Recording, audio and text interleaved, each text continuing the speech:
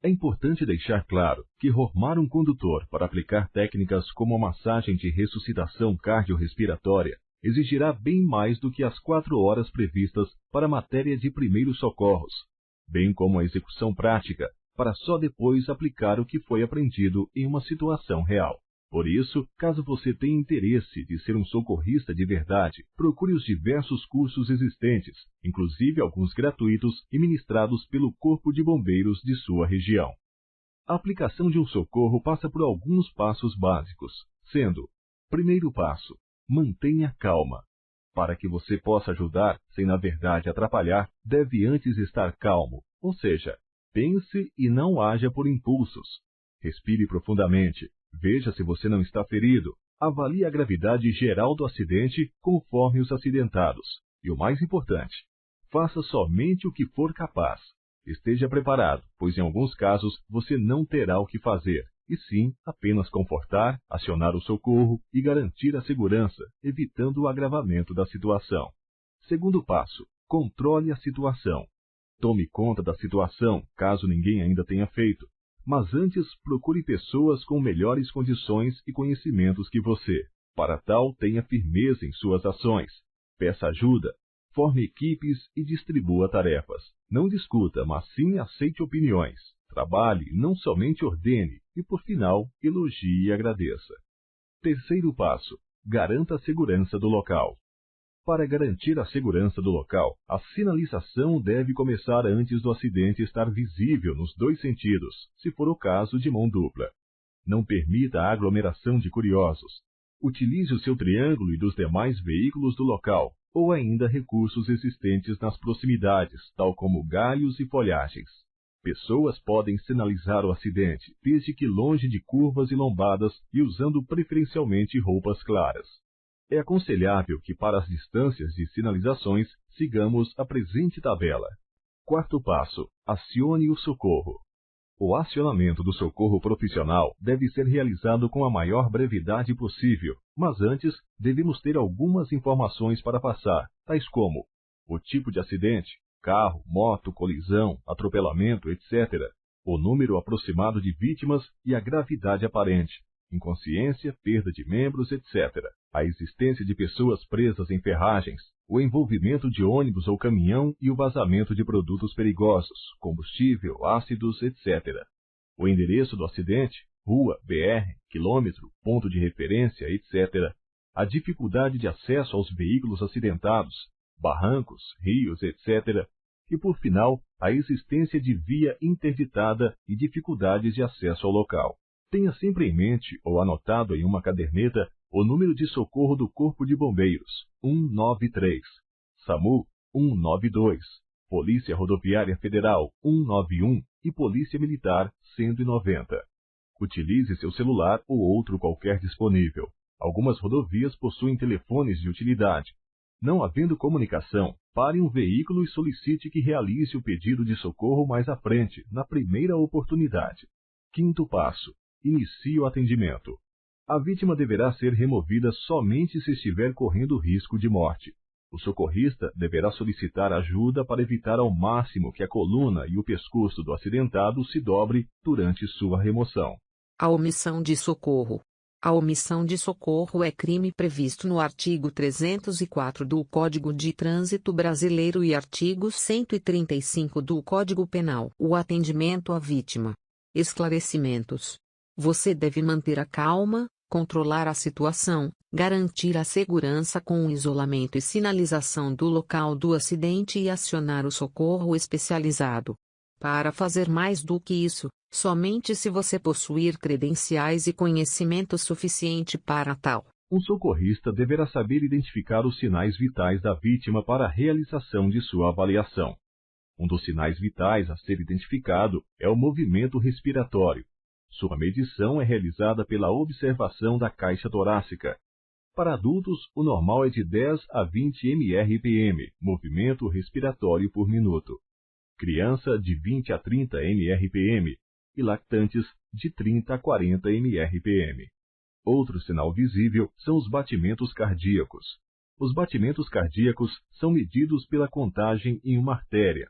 Para adulto, o normal é de 60 a 100 bpm, batimentos por minuto. Criança, de 100 a 120 bpm. E lactantes, de 120 a 140 bpm. Por final, devemos avaliar a temperatura do acidentado. Nesse caso, a temperatura é estimada pela sensibilidade do socorrista. Estará normal de 35,5 a 37 graus, temperatura da axila. Os passos para o atendimento aos acidentados devem seguir uma padronização, observando os critérios internacionais, onde se segue uma sequência para atendimento a uma vítima.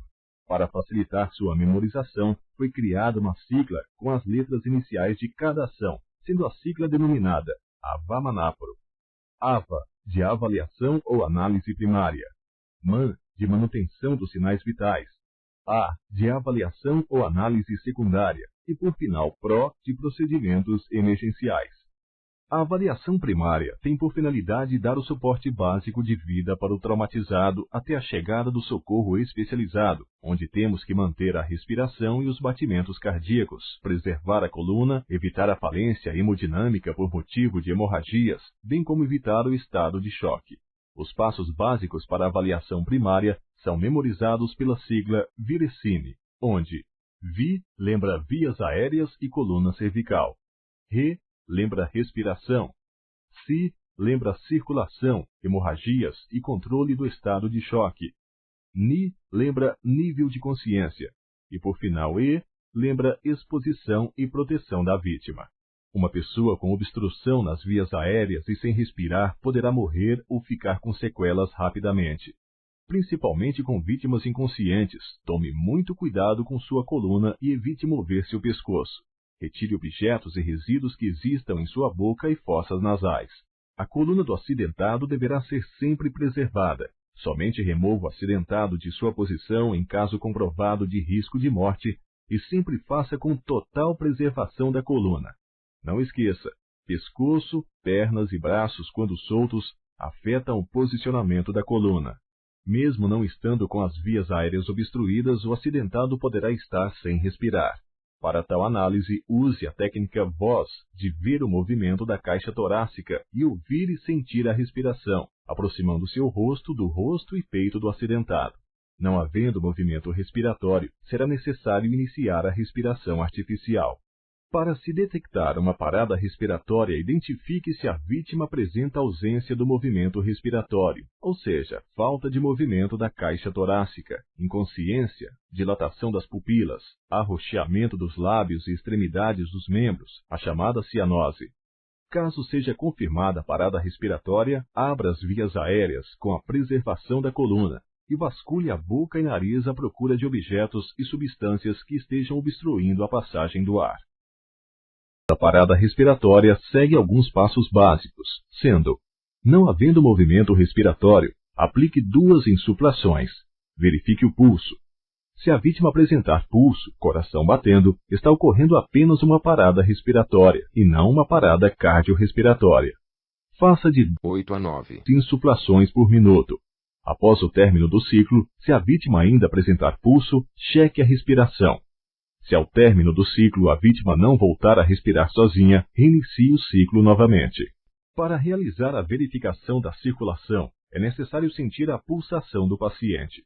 Não havendo pulsação, está ocorrendo uma parada cardiorrespiratória e deverá ser iniciado de imediato o ciclo de RCP, ressuscitação ou reanimação cardiopulmonar. A parada cardiorrespiratória se caracteriza pela ausência de movimentos respiratórios e de pulso, ou seja, sem batimentos cardíacos, inconsciência, pupilas dilatadas, pele e lábios arroxeados, a chamada cianose. Para iniciar o socorro e os procedimentos de ressuscitação cardiorrespiratória, a vítima deverá estar deitada sobre uma superfície plana e rígida. Localize em seguida o ponto de pressão, 2 dedos acima do apêndice xifoide, ponta do externo. Posicione-se para realizar as compressões. Para realizar a ressuscitação cardiorrespiratória, tome os seguintes cuidados. Para a vítima adulta, as mãos devem ser sobrepostas, dedos entrelaçados e somente uma das mãos em contato com o osso externo. Para crianças, utilize apenas uma mão para a compressão e para lactantes, somente os dedos indicador e médio. Deverá ser executado um sincronismo de 2 insuflações por 30 massagens cardíacas.